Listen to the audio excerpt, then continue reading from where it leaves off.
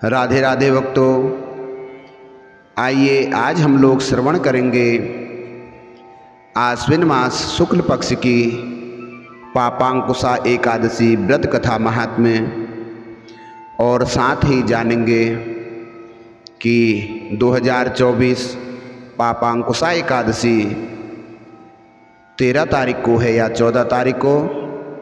सर्वप्रथम हम श्रवण करेंगे एकादशी व्रत कथा महात्म्य और उसके बाद अंत में जानेंगे कि एकादशी व्रत कितने तारीख को है। युधिष्ठिर ने पूछा, मधुसूदन, अब कृपा करके यह बताएं कि आश्विन के शुक्ल पक्ष में किस नाम की एकादशी होती है।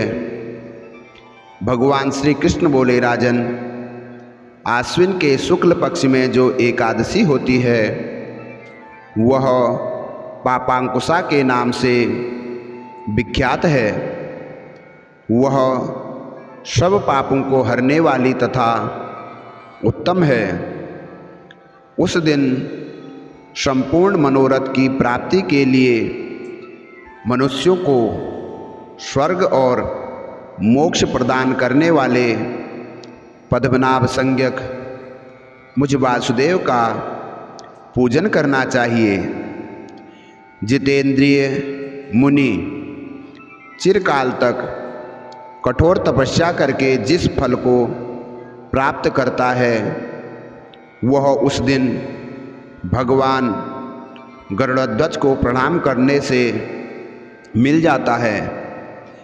पृथ्वी पर जितने तीर्थ और पवित्र देवालय हैं उन सब के सेवन का फल भगवान विष्णु के नाम कीर्तन मात्र से मनुष्य को प्राप्त हो जाता है। जो शांग्र धनुष धारण करने वाले सर्वव्यापक भगवान जनार्दन की शरण में जाते हैं उन्हें कभी यमलोक की यातना नहीं भोगनी पड़ती है। यदि अन्य कार्य से प्रसंग से मनुष्य एकमात्र एकादशी को उपवास कर ले तो उसे कभी यम यातना नहीं प्राप्त करनी पड़ती है। जो मनुष्य विष्णु भक्त होकर भगवान शिव की निंदा करता है वह भगवान विष्णु के लोक में स्थान नहीं पाता है। उसे निश्चय ही नरक में गिरना पड़ता है। इसी प्रकार यदि कोई शैव या पाशुपत होकर भगवान विष्णु की निंदा करता है तो वह घोर रौरव नरक में डालकर तब तक पकाया जाता है जब तक कि 14 इंद्रों की आयु पूरी नहीं हो जाती है। यह एकादशी स्वर्ग और मोक्ष प्रदान करने वाली है। शरीर को निरोगी बनाने वाली तथा सुंदर स्त्री, धन एवं मित्र देने वाली है। राजन, एकादशी के दिन में उपवास और रात्रि में जागरण करने से अनायास ही विष्णु धाम की प्राप्ति होती है। राजेंद्र, वह पुरुष मातृ पक्ष की 10, पिता पक्ष के 10 तथा स्त्री पक्ष के भी 10 पीढ़ियों का उद्धार कर देता है। एकादशी व्रत करने वाले मनुष्य दिव्य रूपधारी चतुर्भुज गरुड़ की ध्वजा से युक्त हार से सुशोभित और पीतांबरधारी होकर भगवान विष्णु के धाम को जाते हैं। आश्विन के शुक्ल पक्ष में पापांकुशा का व्रत करने वाले मानव सब पापों से मुक्त हो श्री हरि के लोक में जाता है।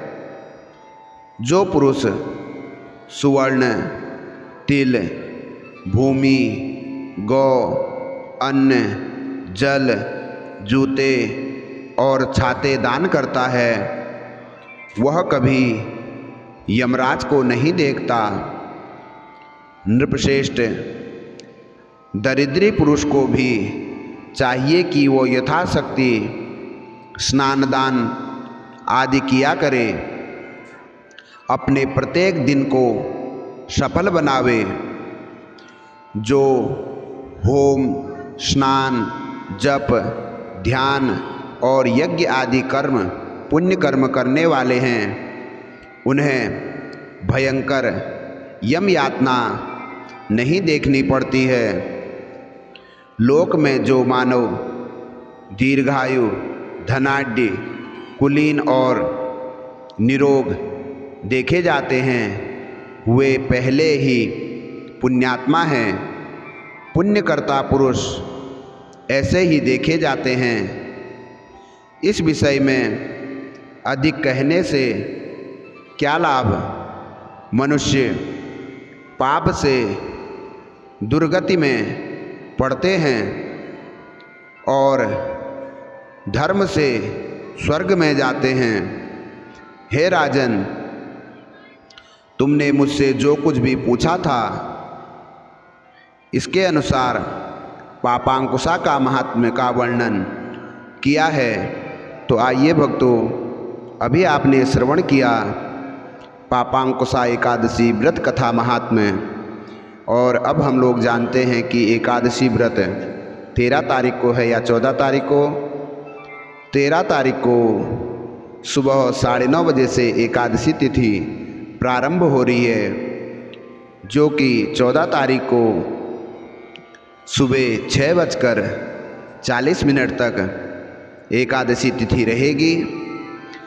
और इसलिए पापांकुशा एकादशी व्रत स्मार्त यानी कि गृहस्थियों का 13 तारीख को होगा और वैष्णवों का व्रत 14 तारीख को होगा।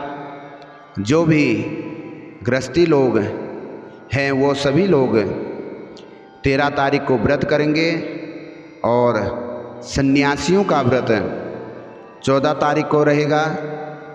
जय श्री कृष्णा, जय श्री राधे।